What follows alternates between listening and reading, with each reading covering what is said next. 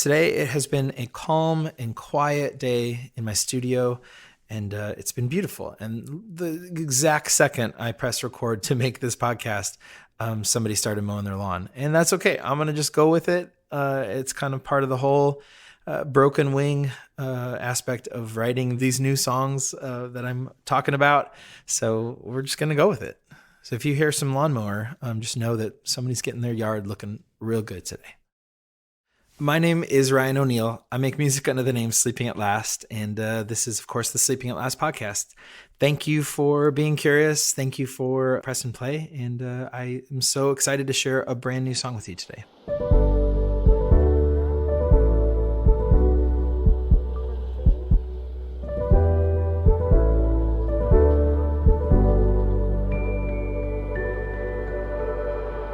The song we're going to talk about today is called Bright Sadness, and I'll start by telling you a little bit about the title. Bright Sadness was inspired by a chapter in Richard Rohr's book, Falling Upward. I was reading it around the time of writing this song, and I just thought the idea of something being bright and sad at the same time is something that really resonated with me. But beyond thinking it was a beautiful idea, I hadn't really thought much about it. And several days later, I was working on this song in my studio, and my wife, Kate, walked in the room and noted that this song sounded bright to her. And I was like, oh, really? And she's like, well, it still sounds sad. So it's sort of a bright, sad song. And I thought that was just too synchronicitous to ignore. And I decided to call this song Bright Sadness. And at that point, I hadn't yet finished the lyrics or even had the experience that the song ended up being entirely about, which I will detail throughout this episode. But first, I would love to share the song with you right now. So let's go ahead and listen to Bright Sadness, which starts off with the beautiful sound of my mom's voice. This is such a beautiful place. This has got to be the closest thing to heaven.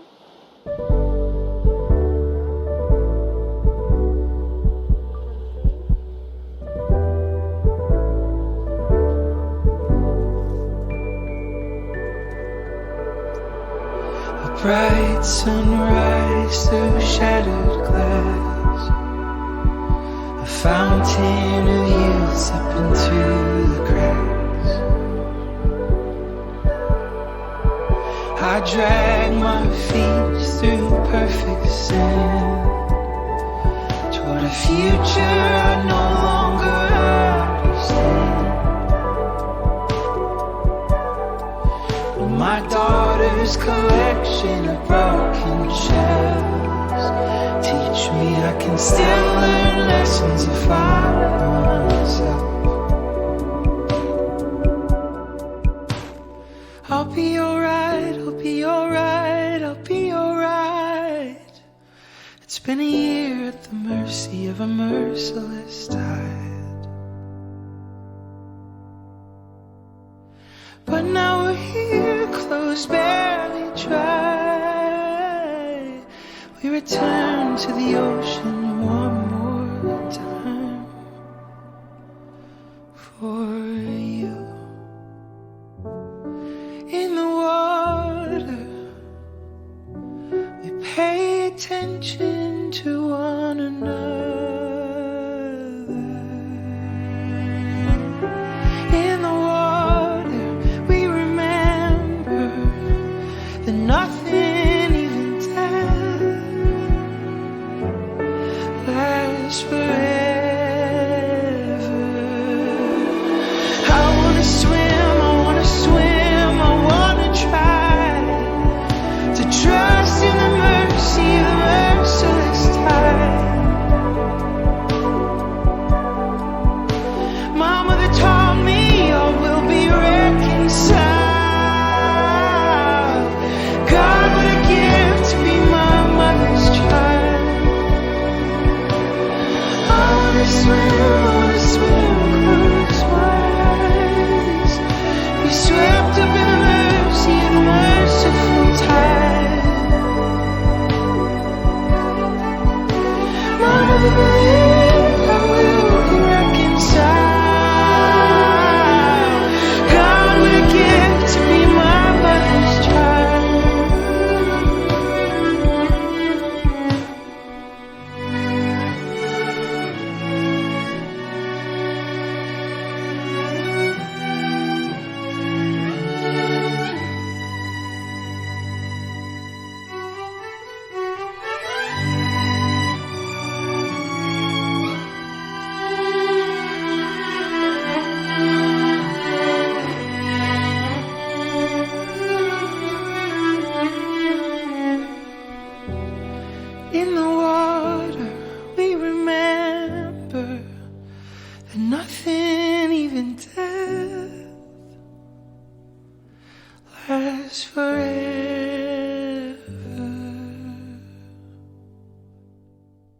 I wrote the music of the song several months before any lyrics were written. I just kept trying and trying and trying to find the words, and this song just was not yet ready to be completed. And so I turned my attention to kind of finishing up all of the other songs that you've already heard as part of my Mother collection. And I just needed to hold on this one. I kind of knew what the heart of this song should be about, but I couldn't quite find the words, which is not surprising because this one is truly about trying to find hope in the sadness and in the grief of losing my mom. And I've touched on that in songs like Some Kind of Heaven. But it was almost like the way that was written, hope was this ideal to strive towards, and Bright Sadness, the one that you just heard, I really wanted to experience some of that hope and that light. And when the music was finished for the song, I just hadn't yet experienced that. And so I kind of put the song on hold for a little bit, and this was right around the beginning of March. And I went to Hawaii with my family, and this trip was a really significant one. I mentioned probably in a couple episodes earlier that in the last several days of my mom's life, and in the last probably day of her being conscious, she requested that she be cremated and that her ashes be spread in Hawaii, which is a place that she has always loved. And so after she had passed, we had a ceremony for friends and family that was very much like a celebration of her life. But we kind of knew that our immediate family were going to have this ceremony in Hawaii, and we decided to do it on the 1-year anniversary of her passing. And so this trip was coming up, and I think I was just emotionally unready to write the song. Leading up to that trip, I was really dreading the whole thing.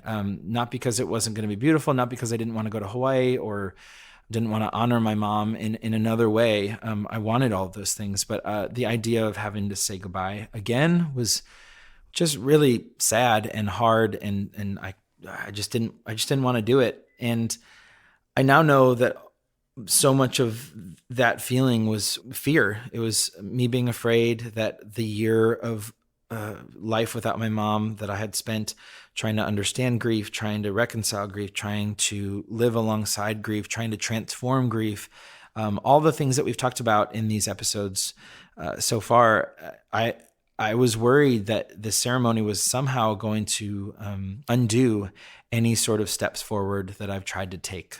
And I was just really afraid. And so in that space, wasn't able to write any lyrics.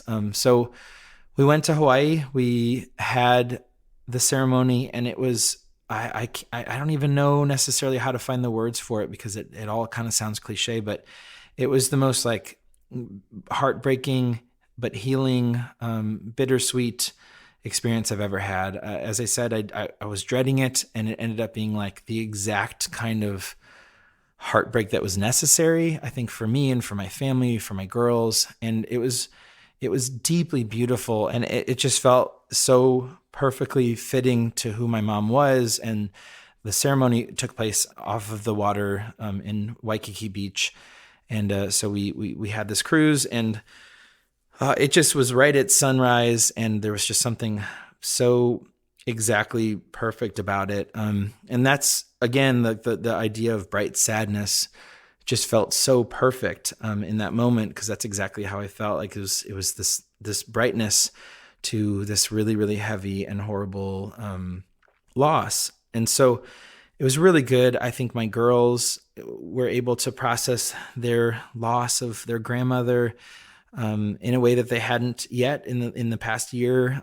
I feel like my brother and I and my dad and our family were just able to fully honor my mom's life. That's what it felt like. It felt like there was enough time and enough space that had gone by where really the whole thing could be entirely about her. And that felt really beautiful and really special and sacred. And so this song was very much born out of that experience. And even though the title Bright Sadness was already there, it was almost like I'm sorry, I'm getting choked up.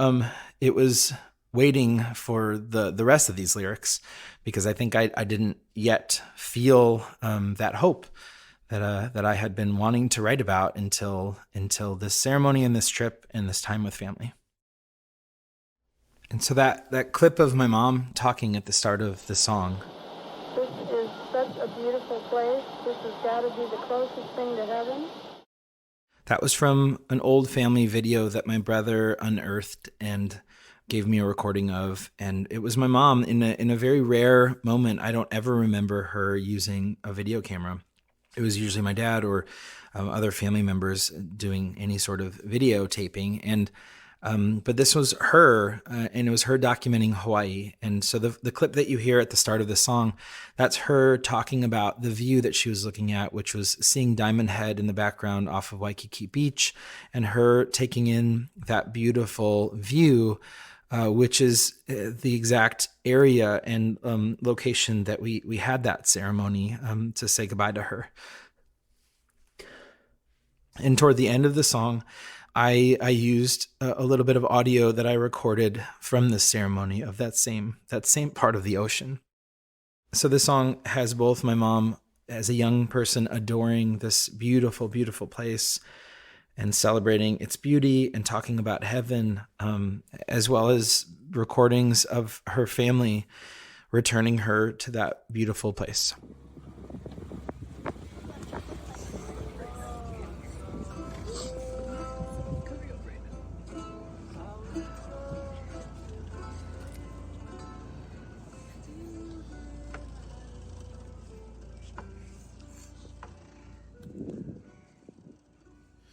Geez, that all got heavy quick. I'm just gonna stop to say how much I appreciate you guys letting me, cry my way through all this.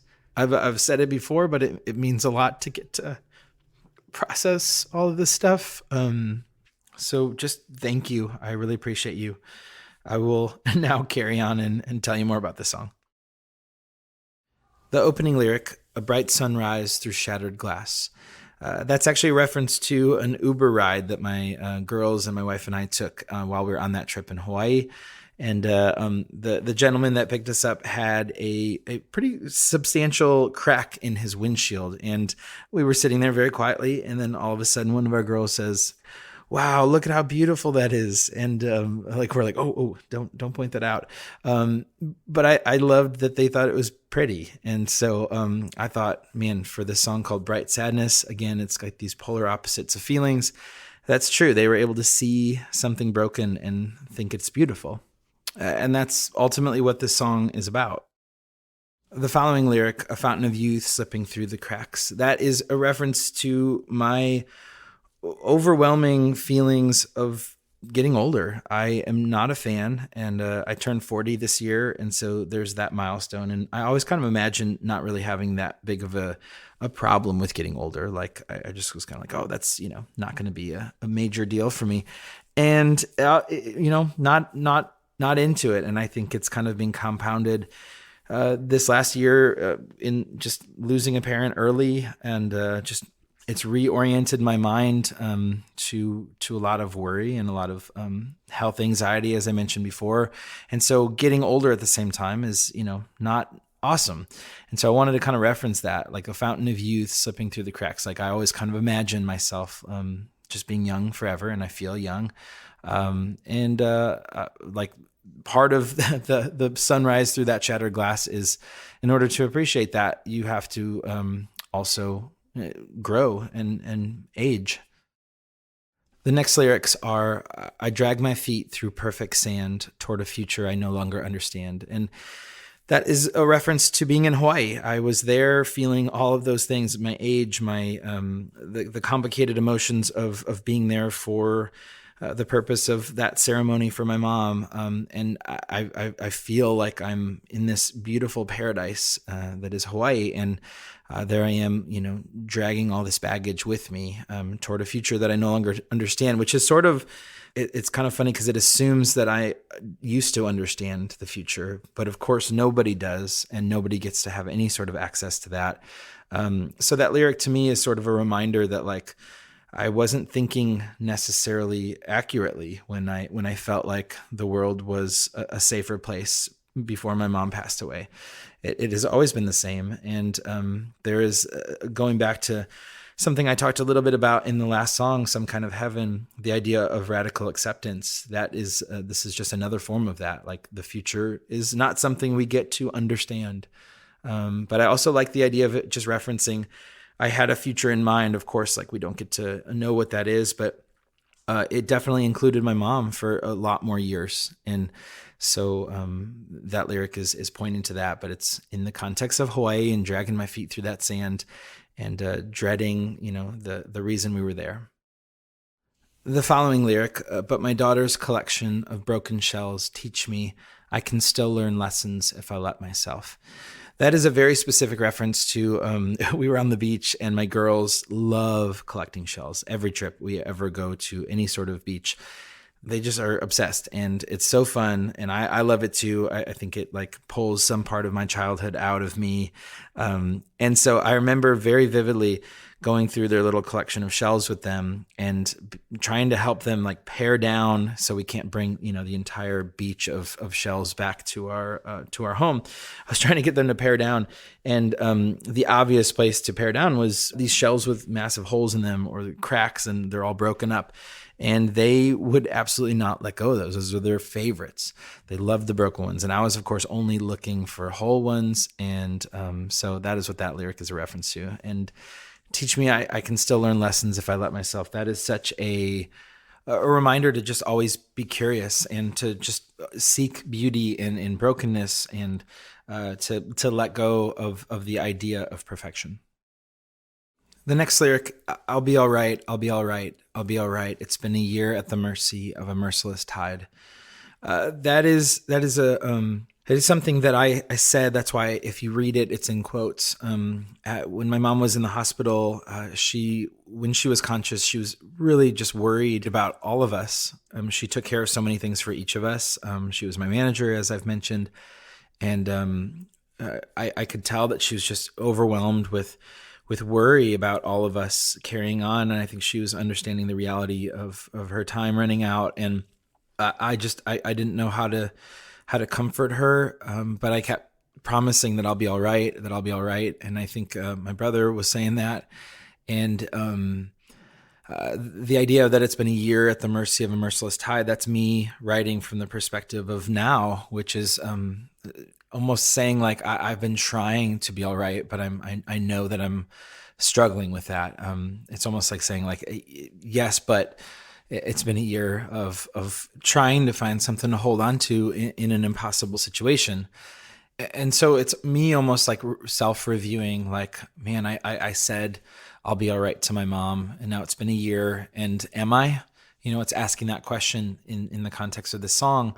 So those lyrics are really my thought process. Like the day before we actually had this ceremony, I was just sort of reflecting on how am I? I'm like disappointed that that this is all still so hard. And the next lyrics, but now we're here, clothes barely dry. We return to the ocean one more time for you. That's very obviously referencing like the actual ceremony itself, where now we're here in Hawaii. And the clothes barely dry it's about that fear that I was talking about before in my dread of that ceremony, like that it actually is just being terrified that I would slip back into the despair that I felt shortly after losing my mom. And so the clothes barely dry is a reference to just feeling like, hey, we're just now finding a little bit of footing, a little bit of oxygen, and I'm nervous. I'm nervous to be here, and using the metaphor of water, like I'm nervous to fall right back in, But also, like, here we all are. We're here, and this isn't about any of that. It's for my mom. And so all the lyrics up to this point are really just my frame of mind leading up to this 1-year anniversary of losing my mom and the ceremony and how I was feeling. And from the next set of lyrics onward, the rest of the song is about hope. It's about the experience of brightness in the middle of sadness, which came for me in that ceremony. So I like the idea of thinking through the title and the lyrics basically representing like the first half of the song. The lyrics are representing sadness, and the second half of the song, they represent brightness. And the music is sort of an opposite, but also a mixture. The first half of the song is brightness, and the second half, like as soon as the realization of hope, which is in these next lyrics, that's when the music gets a little bit more somber. And so I liked the kind of the weaving in and out of those two emotions. The next set of lyrics, which again are the beginning of sort of the turn in my thinking, are: in the water, we pay attention to one another. In the water, we remember that nothing, even death, lasts forever. So firstly, in the water, we pay attention to one another. That is a realization that I had just with swimming with my kids. It's interesting because like you just think of people just like, you just enter water and you just kind of hang out there. You jump around, you swim around. And I think what's beautiful about swimming is that it is so much about just being with whoever you're with. Like when we're in the pool with my kids, like it is just 100% no distraction, just paying attention to them, just playing for the sake of playing. And there's something really beautiful about that. And so when I was thinking about that, I had written that just in like one of my little journals, and had felt like, oh gosh, that idea is exactly true. Like here we are on this boat celebrating my mom's life and saying goodbye to her. And that's exactly what we were doing. We were paying attention to one another. We were there for my mom, and somehow that helped us see each other a little clearer. In the following line, in the water, we remember that nothing, even death, lasts forever. So I like the double meaning of it. On one hand, it's saying in the water, we remember that nothing lasts forever. Like it's almost the scarcity perspective. And then on the flip side, it's in the water, we remember that nothing, even death, lasts forever. So there's hope in that. And that hope is what I was feeling for the first time in a year at the ceremony for my mom. And in the following lyrics, I want to swim, I want to swim, I want to try to trust in the mercy of the merciless tide. That's again continuing this new perspective that I feel like I now have since that ceremony, where not that I was trying to escape grief in the first year of losing my mom, but there was this very real sense of just trying to like have the upper hand and to constantly swerve around it and just carry on and try to be okay. This is sort of saying like I'm okay to go back into whatever those waters are, and to trust in some kind of mercy, even though it makes no sense. So the mercy of the merciless tide is like, I'm going to choose to believe in something that feels impossible and actually trust that it will be okay. Again, this is radical acceptance. And then the following lyric, my mother taught me all will be reconciled. God, what a gift to be my mother's child. Gosh, so again, that is a nod to her beautiful faith and her optimism for the people that she loved. I think the line, God, what a gift to be my mother's child, that one, that probably breaks my heart in a way that's different than any of the other lyrics of these mother songs. And the reason for that is it occurred to me as I wrote it that it feels so good to say that out loud, and it feels so good to celebrate her in a song, and it feels so good to acknowledge the gift that it is to have known her and to be her son. And what makes me so sad about that is that and it's so cliche. I'm embarrassed to even say it out loud because we know this and we know better. But I wish I had written this line when she was alive, because I want her to know it. And I believe that she knows it, and she knew it then and she knows it now. But man, I hate that when we lose people, we suddenly find the words to celebrate who they are and to highlight their beauty and to express gratitude and love toward them in a way that maybe is harder or just forgotten about when we actually have them. And so it breaks my heart to say something like, God, what a gift to be my mother's child, and to have that feel so true and to be such a vital expression for me. I just wish I had written it when she was alive and could hear it for all of these songs. But I just wish the honoring of my mom could have been as clear as it feels now. In the next lines, I want to swim and close my eyes, be swept up in the mercy of the merciful tide. this is trust. This is the repeating. I want to swim. I want to actually try. And the closing my eyes is just absolute trust. And to be swept up in the mercy of the merciful tide is changing my perspective. So I've said the merciless tide multiple times, which is basically going up against the impossible. And this is now like a turn of faith where I actually believe that all of these things that have felt so hard are maybe even good and beautiful and merciful. Which actually connects to the song Mother, which a new version of that song will be coming out next podcast episode.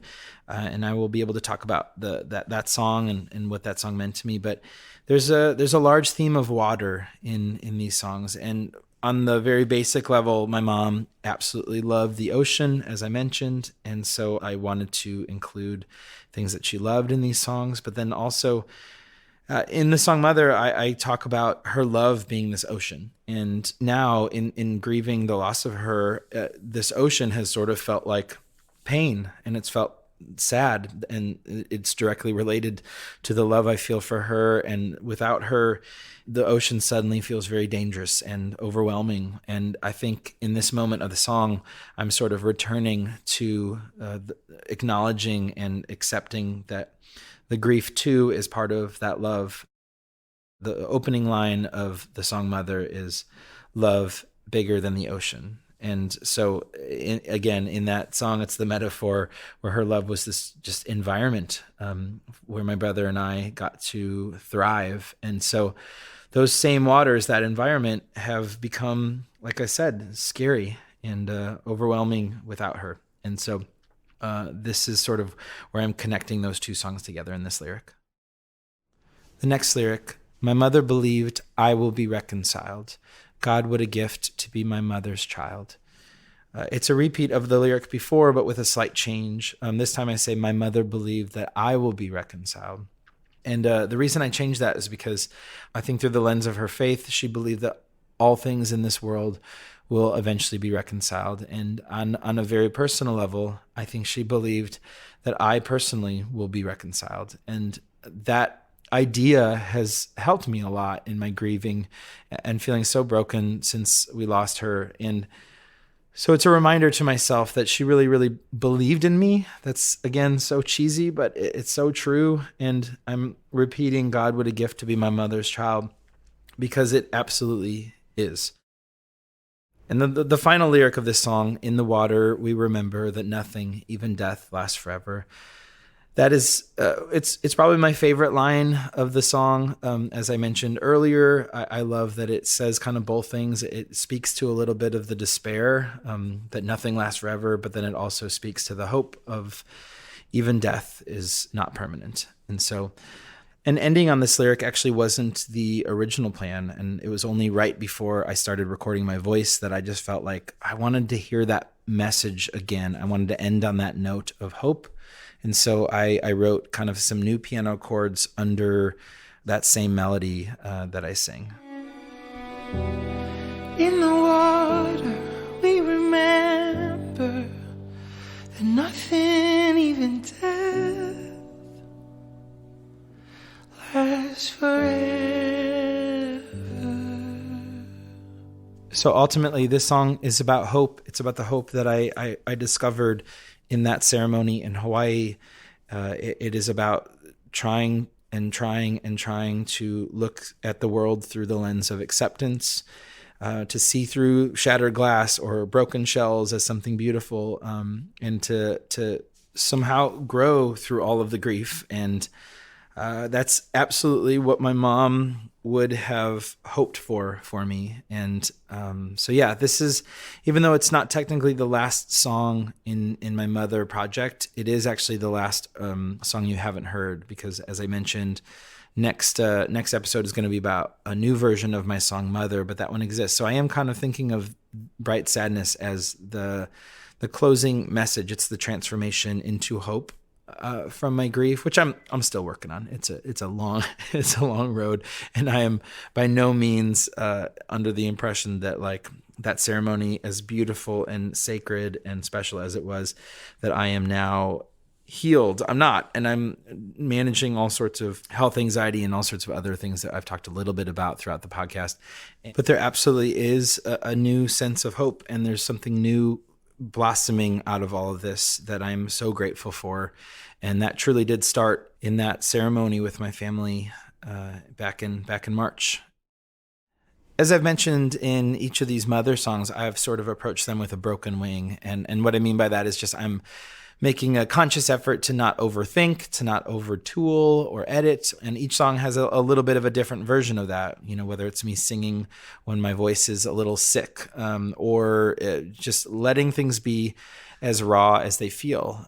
For this song, my broken wing approach was in the mixing. It is a far more dense song in terms of instrumentation and layers. There's a lot of atmosphere. There's a lot of different textures that I had so much fun recording on this song. And typically for my Atlas songs or some of my other projects, the sessions are huge. They have hundreds of different individual instruments or tracks. And I usually put that burden on the shoulders of my collaborators, which are Chris Bethea or John Goodmanson, who have done an amazing job mixing some of my work. And for these mother songs, I've mixed all of them myself, which is not uncommon. I mix most of my astronomy songs. I mixed my covers and some of the other stuff as well. But for this one, it is uncommon because it's so dense. And I usually just want an extra ear to make sure that everything is kind of sonically in its right place. And I got kind of precious about the mix. So I did very little. So by the time I actually finished lyrics and recorded my voice, I didn't really want to touch much of the music at all because I had listened to it so many times as an instrumental. I listened to it even in Hawaii, just thinking through the song and thinking through the ceremony. I listened to it on a couple other trips, and it something about it just always kind of made me feel a certain way. And so I felt very precious about changing anything, even when some insecurities crept in after hearing it for the 1,000th time. And wondering, is the bass too quiet? Is there enough mid-range carved out? All those like technical thoughts I kind of put to the side because it did give me a specific feeling, and that's what I wanted to keep in this music. And I would like to once again shout from the rooftops my absolute adoration for Sharon Gerber and Anya Gerber, the mother and daughter string players that you hear throughout so much of my music. They played so brilliantly on this song, and I'm just so grateful. They add a level of dimension and soul and heart to everything that they touch, and it was really, really special to get to collaborate with them on this entire project. It's meant the world to me. So let's go ahead and listen to some of their stunning work.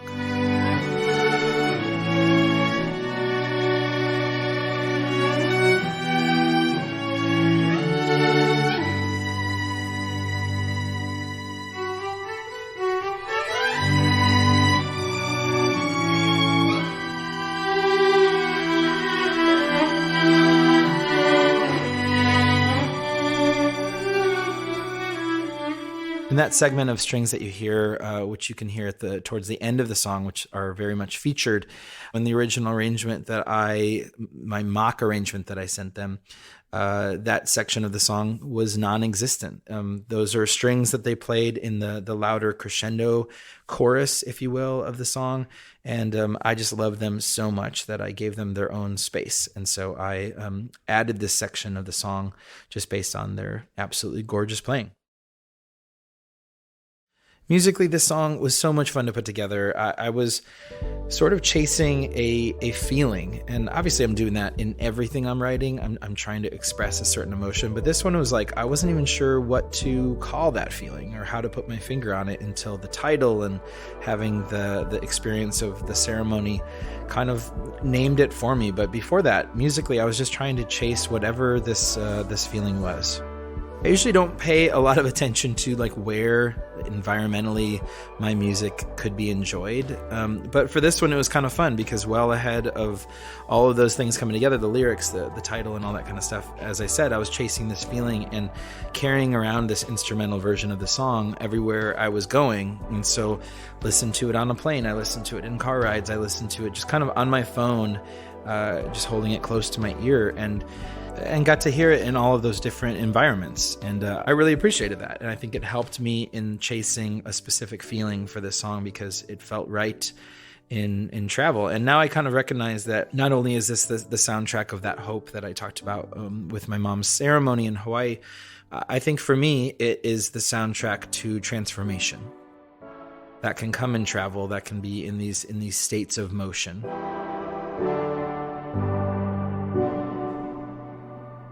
And so I've decided I want to put this song out as an instrumental as well, which will be included in alongside the new version of my song Mother, which will come out on Mother's Day weekend, and will conclude this project. I think that's roughly everything I had hoped to share today, and I just wanted to say again how deeply touched I am to get to share this stuff with you guys. I know I've said it so much, and I still struggle to find the right words, but it means a lot. Like even with the ceremony in Hawaii, like to get to share that story, but also to tell you how I feel, how I'm doing, what I'm writing, why I'm writing what I'm writing. It just means a lot. It makes me feel so much less alone in this experience with grief. And I so hope that somehow in the sharing and in the music and in the writing, that you can feel some sort of sonic hug from me as well, and feel a little less alone too. For me, this song, Bright Sadness, will forever be the soundtrack to my mom's memorial in Hawaii. And it will forever be the soundtrack to the hope and the reach for transformation. And I hope somehow that this song can be the soundtrack for that in your life as well. And but in any case, I am just deeply grateful for you. Thank you so much for listening. I'm going to end the episode by playing the song again. Now that I've told you all about it, you can kind of hear it all together. And I will speak to you very, very soon with the final addition to this little collection that I call Mother. This is such a beautiful place. This has got to be the closest thing to heaven.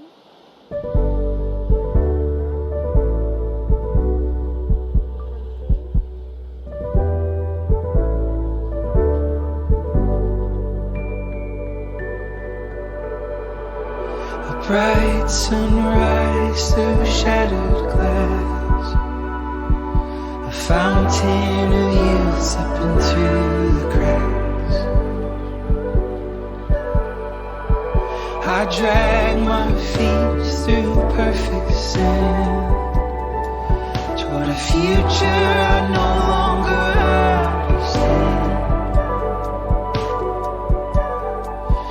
My daughter's collection of broken shells teach me I can still learn lessons if I know myself. I'll be alright, I'll be alright, I'll be alright. It's been a year at the mercy of a merciless tide, but now we're here, clothes barely dry. We return to the ocean one more time for you. In the water, we pay attention to one another. In the water, we remember that nothing, even death, lasts forever. I wanna swim, I wanna swim, I wanna try to trust in the mercy of merciless tide. My mother taught me all will be reconciled. God, what a gift to be my mother's child. I wanna swim, close my eyes, be swept up in the mercy of the merciful tide. My mother